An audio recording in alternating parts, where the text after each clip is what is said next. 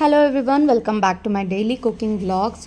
ಇವತ್ತಿನ ವಿಡಿಯೋದಲ್ಲಿ simple and tasty ಆಗಿರೋವಂಥ ವೈಟ್ ಕುಷ್ಕ ಅಥವಾ ವೈಟ್ ಪಲಾವ್ ಯಾವ ರೀತಿ ಮಾಡೋದು ಅಂತ ಹೇಳ್ಕೊಡ್ತೀನಿ. ಇದನ್ನು ಮಾಡೋದಕ್ಕೆ ನಾನು ಯೂಸ್ ಮಾಡ್ತಾ ಇದ್ದೀನಿ ಇಂಡಸ್ ವ್ಯಾಲಿ ಅವರ 5 ಲೀಟರ್ ಪ್ರೆಷರ್ ಪ್ಯಾನ್ ಅಂದರೆ 5 ಲೀಟರ್ ಸ್ಟೀಲ್ ಕುಕ್ಕರ್ನ ಯೂಸ್ ಮಾಡ್ತಾ ಇದ್ದೀನಿ.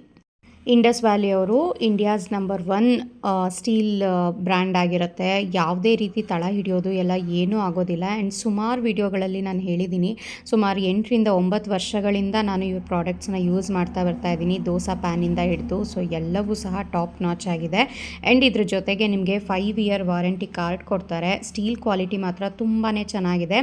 ಇವರಲ್ಲಿ ನಿಮಗೆ ಸುಮಾರು ವೆರೈಟೀಸ್ ಆಫ್ ಪ್ಯಾನ್ಸು ಹಾಗೆಯೇ ಫ್ರೈ ಪ್ಯಾನು ಎಲ್ಲವೂ ಸಹ ಕಾಸ್ಟ್ ಐರನಲ್ಲಿ ಸಿಗುತ್ತೆ. ಕಾಸ್ಟ್ ಐರನ್ ಬೇಡ ಅಂತ ಅಂದರೆ ಸ್ಟೀಲ್ ವೆರೈಟೀಸ್ನಲ್ಲೂ ಸಹ ನೀವೇನು ಬೇಕೋ ಅದನ್ನು ಆಪ್ಟ್ ಮಾಡ್ಕೋಬೋದು. ಆ್ಯಂಡ್ ಇವಾಗ ಹೋಲಿ ಸೇಲ್ ನಡೀತಾ ಇರೋದ್ರಿಂದ ನಿಮಗೆ 50% ಪ್ಲಸ್ 12% ಎಕ್ಸ್ಟ್ರಾ ಡಿಸ್ಕೌಂಟ್ ಸಹ ಸಿಗ್ತಾ ಇದೆ. ಹಾಗೆಯೇ ನೀವು ಕಾವ್ಯ 22 ಅನ್ನೋ ಕೋಡ್ನ ಯೂಸ್ ಮಾಡಿದ್ರೆ ಎಕ್ಸ್ಟ್ರಾ ನಿಮಗೆ ಡಿಸ್ಕೌಂಟ್ ಸಹ ಸಿಗುತ್ತೆ. ಪರ್ಚೇಸ್ ಲಿಂಕ್ ಬೇಕು ಅಂತ ಅಂದರೆ ನಾನು ಡಿಸ್ಕ್ರಿಪ್ಷನ್ ಬಾಕ್ಸ್ನಲ್ಲಿ ಲಿಂಕ್ ಹಾಕಿರ್ತೀನಿ. ಸೊ ಇವರ ಯಾವುದೇ ಸ್ಟೀಲ್ ಪ್ಯಾನ್ ಆಗಿರ್ಬೋದು, ಈ ರೀತಿ pressure pan stove cook top ಮೇಲೆ ಅಷ್ಟೇ ಅಲ್ಲ, ನೀವು ಇಂಡಕ್ಷನ್ ಬೇಸಲ್ಲೂ ಸಹ ಮಾಡ್ಬೋದು. ಯೂಸ್ ಮಾಡೋದಕ್ಕಿಂತ ಮುಂಚೆ ಒಂದು ಸಲ ನೀರಿನಲ್ಲಿ ನೀಟಾಗಿ ಜಸ್ಟ್ ನೀರಿನಲ್ಲಿ ವಾಶ್ ಮಾಡ್ಕೊಂಡಿದ್ದೀನಿ ಅಷ್ಟೇ. ಸೊ ಇವಾಗ ವೈಟ್ ಕುಷ್ಕ ಪಲಾವ್ ಮಾಡೋದಕ್ಕೆ ನಾನು ಕಂಪ್ಲೀಟಾಗಿ ಬೆಣ್ಣೆ ಯೂಸ್ ಮಾಡ್ತಾಯಿದ್ದೀನಿ. ಇದು ಮನೆಯಲ್ಲೇ ತಯಾರು ಮಾಡ್ಕೊಳ್ಳೋವಂಥ ಬೆಣ್ಣೆ. ಈ ರೀತಿ ಪಲಾವ್ಗೆ ಅಥವಾ ಯಾವುದೇ ರೈಸ್ ಐಟಮ್ಸ್ಗೆ ನಾವು ಎಣ್ಣೆ ಅಥವಾ ತುಪ್ಪ ಹಾಕೋದಕ್ಕಿಂತ ಬೆಣ್ಣೆ ಹಾಕಿದ್ರೆ ಒಳ್ಳೆ ಟೇಸ್ಟ್ ಬರುತ್ತೆ. ಸೊ ಕಂಪ್ಲೀಟಾಗಿ ಬೆಣ್ಣೆನೇ ಆಗಿರೋದ್ರಿಂದ ನಾನೊಂದು 4ರಿಂದ 5 ಟೇಬಲ್ ಸ್ಪೂನ್ ಆಗೋಷ್ಟು ಬೆಣ್ಣೆ ಹಾಕಿದ್ದೀನಿ. ಬೆಣ್ಣೆ ಸ್ವಲ್ಪ ಕರಗಿ ಬಿಸಿ ಆಗ್ತಾಯಿದ್ದ ಹಾಗೆಯೇ ಪಲಾವ್ ಮಸಾಲ ಐಟಮ್ಸು, ಪಲಾವ್ ಎಲೆ, ಚಕ್ಕೆ, ಲವಂಗ, ಏಲಕ್ಕಿ ಮತ್ತು ಮರಾಠ ಮೊಗ್ಗು, ಅನಾನಸ್ ಹೂವು, ಒಂದು ಸ್ವಲ್ಪ ಜೀರಿಗೆ ಇವಿಷ್ಟನ್ನು ಹಾಕಿ ಒಂದು 10ರಿಂದ 15 ಸೆಕೆಂಡ್ ಆಗೋಷ್ಟು ಫ್ರೈ ಮಾಡಿ ಇದಕ್ಕೆ 2ರಿಂದ 3 ಈರುಳ್ಳಿ ಮತ್ತು ಹಸಿರು ಮೆಣಸಿನ್ಕಾಯಿನ ಸೇರಿಸ್ತಾ ಇದ್ದೀನಿ. ಇದಕ್ಕೆ ಖಾರಕ್ಕೆ ಹಸಿರು ಮೆಣಸಿನ್ಕಾಯಿ ಮಾತ್ರ ಹಾಕೋದು, ಹಾಗಾಗಿ ಸ್ವಲ್ಪ ಜಾಸ್ತಿನೇ ಹಾಕ್ಕೊಂಡಿದ್ದೀನಿ ನಾನು. ನೀವು ಬೇಕಿದ್ರೆ ನಿಮಗೆ ಖಾರ ಹೇಗೆ ಬೇಕೋ ಹಾಗೆ ಹಸಿರು ಮೆಣಸಿನ್ಕಾಯಿನ ಸ್ಲಿಟ್ ಮಾಡಿ ಹಾಕ್ಕೊಳ್ಳಿ. ನಾನೊಂದು 5ರಿಂದ 6 ಹಸಿರು ಮೆಣಸಿನ್ಕಾಯಿನ ಸೇರಿಸಿದ್ದೀನಿ.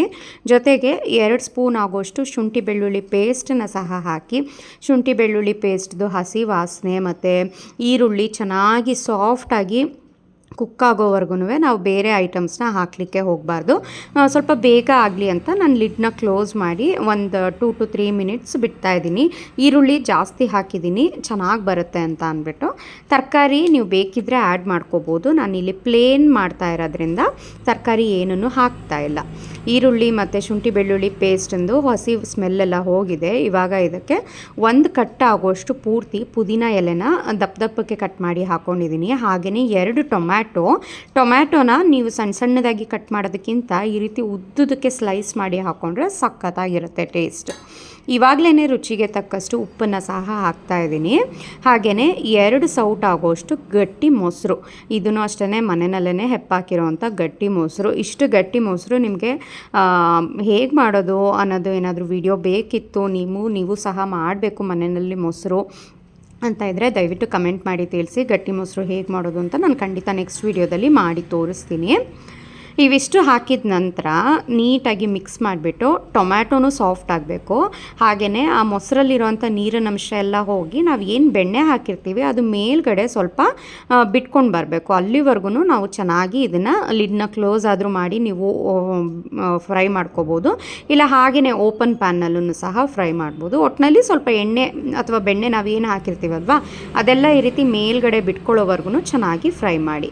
ಸೊ ಇವಾಗ ಬೆಣ್ಣೆ ಎಲ್ಲ ಮೇಲ್ಗಡೆ ಬಿಟ್ಕೊಂಡಿದೆ. ನೀರು ಸ್ವಲ್ಪ ಕಡಿಮೆ ಹಾಕಬೇಕು, ಏಕೆಂದರೆ ಮೊಸರೆಲ್ಲ ಹಾಕಿರ್ತೀವಿ ಅಲ್ವಾ. ಹಾಗಾಗಿ ನಾನಿಲ್ಲಿ 2.5 ಕಪ್ ಅಕ್ಕಿಗೆ 5 ಕಪ್ ಆಗೋಷ್ಟು ನೀರನ್ನು ಹಾಕಬೇಕು.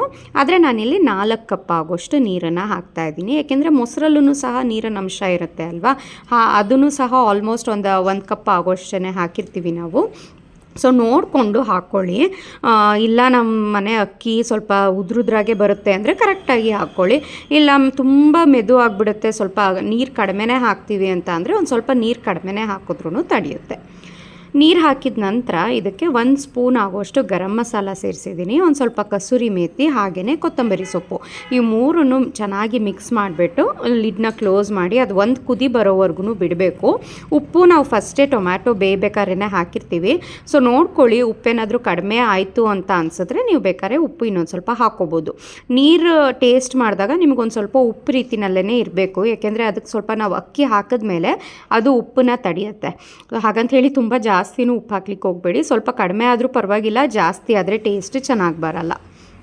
ನೀರು ಒಂದು ಕುದಿ ಬರ್ತಿದ್ದ ಹಾಗೇ ಚೆನ್ನಾಗಿ ಕುದಿ ಬರ್ತಿದ್ದ ಹಾಗೇ ತೊಳೆದಿಟ್ಕೊಂಡಿರೋ ಅಂಥ 2.5 ಕಪ್ ಆಗುವಷ್ಟು ಅಕ್ಕಿನ ಹಾಕಿದ್ದೀನಿ. ಈ ಟೈಮಲ್ಲೇ ಎಷ್ಟು ಘಮ ಬರ್ತಾ ಇರುತ್ತೆ ಮನೆ ಅಂದರೆ, ಯಾವುದೇ ರೀತಿ ಮಸಾಲ ರುಬ್ಬಿ ಹಾಕಿಲ್ಲ ನಾವು, ಆದರೆ ಸೂಪರಾಗಿರುತ್ತೆ ಟೇಸ್ಟ್ ಮಾತ್ರ. ಇದಕ್ಕೊಂದು ವೆಜ್ ಗ್ರೇವಿ ಅಥವಾ ಪ್ಲೇನ್ ದಾಲ್ ಇದ್ರಂತೂ ಸಖತ್ತಾಗಿರುತ್ತೆ ಟೇಸ್ಟು. ಸೊ ಇವಾಗ ನೀರು ಸಹ ಅಕ್ಕಿ ಹಾಕಿದ್ಮೇಲೆ ಒಂದು ಕುದಿ ಬರ್ತಾ ಇದೆ ಅಲ್ವಾ, ಲಿಡ್ನ ಕ್ಲೋಸ್ ಮಾಡಿಬಿಟ್ಟು ಒಂದು ಸ್ವಲ್ಪ ಪ್ರೆಷರ್ ಹೋಗೋವರೆಗೂ ನಾವು ಅದು ವೆಯ್ಟ್ ಹಾಕೋ ಹಾಗಿಲ್ಲ. ಮೇಲೆ ಯಾವತ್ತೂ ಪ್ರೆಷರ್ ಪ್ಯಾನ್ಗೆ ಹಾಗೆ ಮಾಡಬೇಕು. ನೋಡಿ ಈ ರೀತಿ ಪ್ರೆಷರ್ ಹೋಗ್ತಾ ಇರಬೇಕು. ಒಂದು ಸ್ವಲ್ಪ ಪ್ರೆಷರ್ ಹೋಗ್ತಾ ಇದೆ ಅನ್ನುವಾಗ ನಾವು ಅದಕ್ಕೆ ವೆಯ್ಟ್ ಹಾಕಿ 1 ವಿಸಲ್ ತೊಗೊಂಡ್ರೆ ಸಾಕಾಗುತ್ತೆ.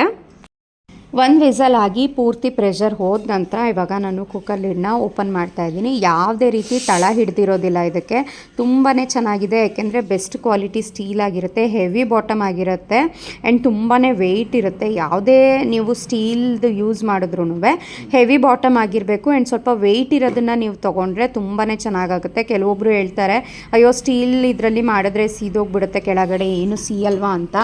ಖಂಡಿತ ಯಾವುದೇ ರೀತಿ ತಳ ಹಿಡಿಯೋದು ಆ ರೀತಿ ಎಲ್ಲ ಏನೂ ಆಗೋಲ್ಲ. ಆ್ಯಂಡ್ ನಾನಿಲ್ಲಿ ಫುಲ್ ಮಿಕ್ಸ್ ಮಾಡಿ ತೋರಿಸ್ತಾ ಇದ್ದೀನಿ ನೋಡಿ, ಯಾವುದೇ ರೀತಿ ಸೀದಿರೋ ಅಂಥ ಕಲೆ ಇಲ್ಲ, ಸಖತ್ತಾಗಿದೆ ಮಾತ್ರ. ಉದ್ರುದ್ರಾಗಿ ಒಳ್ಳೆ ಫ್ಲೇವರ್ಫುಲ್ಲಾಗಿ ಆಗಿರುತ್ತೆ. ಏನೂ ಗ್ರೇವಿ ಇಲ್ಲ ಅಂತ ಅಂದ್ರೂ ಜಸ್ಟ್ ಒಂದು ಸ್ವಲ್ಪ ಈರುಳ್ಳಿ, ಮೊಸರು ಬಜ್ಜಿ ಆ ಥರ ಮಾಡ್ಕೊಬಿಟ್ರು ಸಖತ್ತಾಗಿರುತ್ತೆ ಟೇಸ್ಟು. ನೋಡ್ತಾ ಇದ್ದೀರಲ್ವ, ಸ್ವಲ್ಪ ಪುದೀನ ಮಾತ್ರ ಜಾಸ್ತಿ ಹಾಕಿ, ಇದಕ್ಕೆ ಸಖತ್ತು ಫ್ಲೇವರ್ ಆಗಿರುತ್ತೆ. ಯಾವುದೇ ರೀತಿ ಕಾಯಿ ಹಾಲು ಅಥವಾ ಬರೀ ಹಾಲು ಅದೆಲ್ಲ ಏನೂ ಹಾಕೋ ಹಾಗಿಲ್ಲ. ವೈಟ್ ಕುಷ್ಕ ಸಖತ್ತಾಗಿರುತ್ತೆ. ಯಾವುದಾದ್ರೂ ವೆಜ್ ಗ್ರೇವಿ ಅಥವಾ ನೀವೇನಾದರೂ ನಾನ್ ವೆಜ್ ಇಷ್ಟಪಡೋರಾದರೆ ನಾನ್ ವೆಜ್ ಗ್ರೇವಿ ಜೊತೆಗೂ ಸಖತ್ತಾಗಿರುತ್ತೆ. ನೋಡಿದ್ರಿ ಅಲ್ವಾ ಎಷ್ಟು ಸುಲಭವಾಗಿ ಮಾಡ್ಬೋದು ಅಂತ. ಮನೆಯಲ್ಲಿ ತರಕಾರಿ ಏನೂ ಇಲ್ಲ ಆದ್ರೂ ಪಲಾವು ಈ ರೀತಿ ಮಾಡಬೇಕು ಅಂತ ಅಂದಾಗ ಇದನ್ನು ಆಪ್ಟ್ ಮಾಡ್ಕೊಳ್ಳಿ, ಸಖತ್ತಾಗಿರುತ್ತೆ. ಯಾವಾಗ್ಲೂ ಮಸಾಲ ಕುಷ್ಕ ಅಂದರೆ ಪ್ಲೇನ್ ಕುಷ್ಕ ರೆಡ್ ಕಲರ್ ಯೂಶ್ವಲಿ ಮಸಾಲ ಹಾಕಿ ಖಾರ ಪುಡಿ ಎಲ್ಲ ಹಾಕಿ ಮಾಡ್ತಾನೆ ಇರ್ತೀವಿ. ಈ ರೀತಿ ಒಂದು ಸಲ ವೈಟ್ ಕುಷ್ಕ ಪಲಾವ್ ಟ್ರೈ ಮಾಡಿ, ಸಖತ್ತಾಗಿರುತ್ತೆ. ಸೊ ಇದು ಲಂಚ್ಗೆ ಮಾಡ್ಕೊಂಡಿರೋದ್ರಿಂದ ಲಂಚ್ಗೆ ಒಂದು ಪಲ್ಯ ಇದ್ದೇ ಇರುತ್ತೆ ನಮ್ಮ ಮನೆಯಲ್ಲಿ.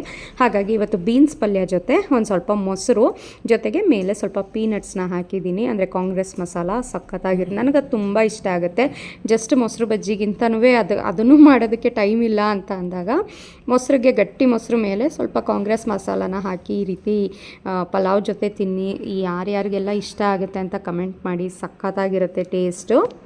ಆ್ಯಂಡ್ ನೀವು ಸಹ ಇದು 5 ಲೀಟರ್ ಪ್ರೆಷರ್ ಪ್ಯಾನ್ನ ಬೈ ಮಾಡಬೇಕು ಅಂತ ಇದ್ದರೆ ಪರ್ಚೇಸ್ ಲಿಂಕ್ ನಾನು ಡಿಸ್ಕ್ರಿಪ್ಷನ್ ಬಾಕ್ಸ್ನಲ್ಲಿ ಹಾಕಿರ್ತೀನಿ. ಅಲ್ಲೂ ಸಿಗಲಿಲ್ಲ ಅಂತ ಅಂದರೆ ಕಮೆಂಟ್ ಮಾಡಿ, ನಾನು ರಿಪ್ಲೈ ಮಾಡಿ ನಿಮಗೆ ಕೊಡ್ತೀನಿ. Thank you.